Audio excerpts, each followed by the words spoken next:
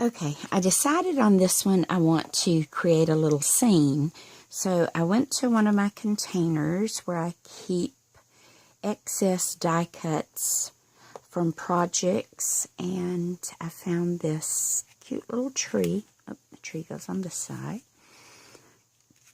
And I had a little grass piece, and I have a little bunny, but we're going to color him, and then some leaves, and all I'm going to do to the leaves is just add a little bit of shading, and then they'll be stuck onto the tree. And then I have an assortment of little flowers that are already done and in this container, and I'll use some of those to then add some flowers to it. So the first thing we have to do is create a little background for our scene. So I'm just going to use some, what is this, Faded Jeans Distress ink, and give us a little faux sky area. And then we will take some peeled paint, it's a green color, and come up from the bottom and just give a little ground or background of greenery for some of the other elements to go against. And that's all we have to do to that. Then, where is my, there it is. I'm going to take the tea dye pad, and on the rest of the bag, I'm just going to drag just to where it's not so white. It's just to knock down the whiteness of the cardstock, and at the same time, I get that little bit of additional edging, and I haven't had to do a whole lot to achieve that. So that's our bag. We'll lay it to the side and bring these little pieces back in. And now we are going to color our bunny. And I'm just going to start with a little bit of tea dye and rub over him.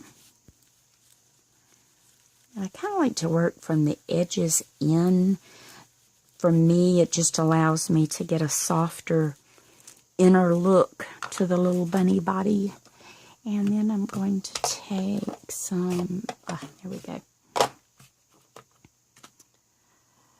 What is it? Brushed corduroy. I was just going for a darker shade, and just kind of hit the outline of the bunny with the darker color. And it kind of gives him a little dimension. And then I'm going to accent maybe his little hind quarter leg that would be, you would see it a little better. And that's enough on him, so he's pretty much done. Now I want to add a little bit of color on the tree. So I'm going to take, I think I used this with some walnut. So I'm going to take some walnut, because this tree was actually just cut out of some brown cardstock that was left from something else I had done. So I'm just going to add a little bit of shading on both sides, and that's just going to keep the tree from looking so flat. I'll just add a little bit of dimension to him. So that is our tree. Now I'm going to take, I don't know how many of these leaves I'll need, so I'll do it to all of them. And we're going to take just a little bit of forest moss, and I just like to kind of at the base of the leaf, do a little touch and pull motion with the end of the applicator. And similar to if I had a paintbrush in my hand and I was painting these leaves on. And that's all I do to those, because most of these will be cut apart anyway, so it's not going to matter what the rest of it looks like.